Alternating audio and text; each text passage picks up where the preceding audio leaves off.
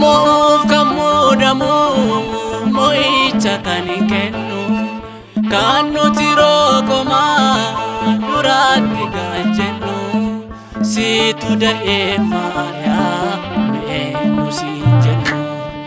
Moof kan muudamu moo'icha kan hin kennu kan nuti rookomaa duraatti gaajjennu siitu da'ee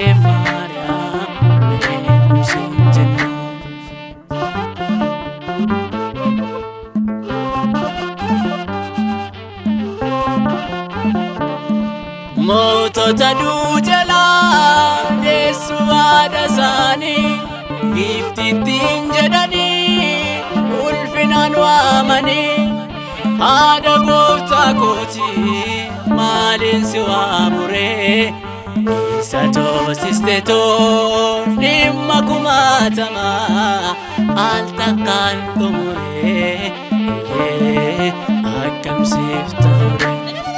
Moof kan muudamu moo'icha kan hin kennu kan nuti rookomaa duraatti gaajjennu siitu da'ee Maariyaam eenyu siin jennu.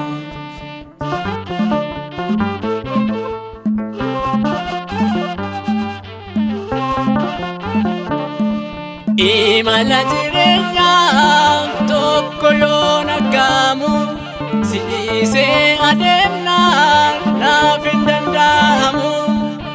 Osooti naan taane akkam ta'uu kooti siin kunuunsa malee siin mararsiifadha burqaa dawaa kooti gooftaa faadhooti. Moof kan muudamu moo'icha kan hin kennu kan nuti rookomaa duraatti gaajjennu siitu da'ee Maariyaam eenyu siin jennu.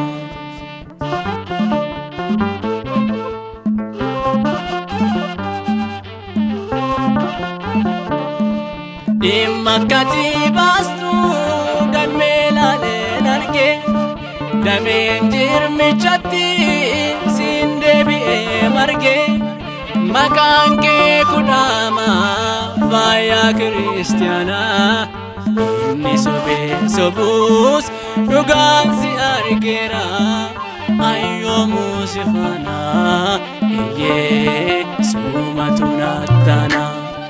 Moof kan muudamu moo'icha kan hin kennu kan nuti rookomaa duraatti gaajjennu siitu da'ee Maariyaam eenyu siin jennu.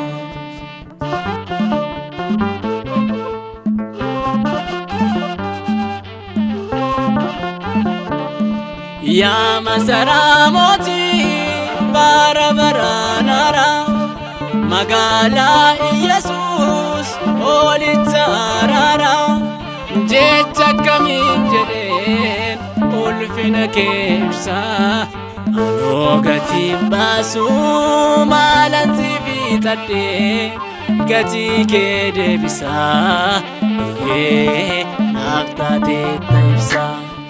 Moof kan muudamu moo'icha kan hin kennu kan nuti rookomaa duraatti gaajjennu siitu da'ee Maariyaam eenyu siin jennu. Moof kan muudamu moo'icha kan hin kennu kan nuti rookomaa duraatti gaajjennu siitu da'ee Maariyaam eenyu siin jennu.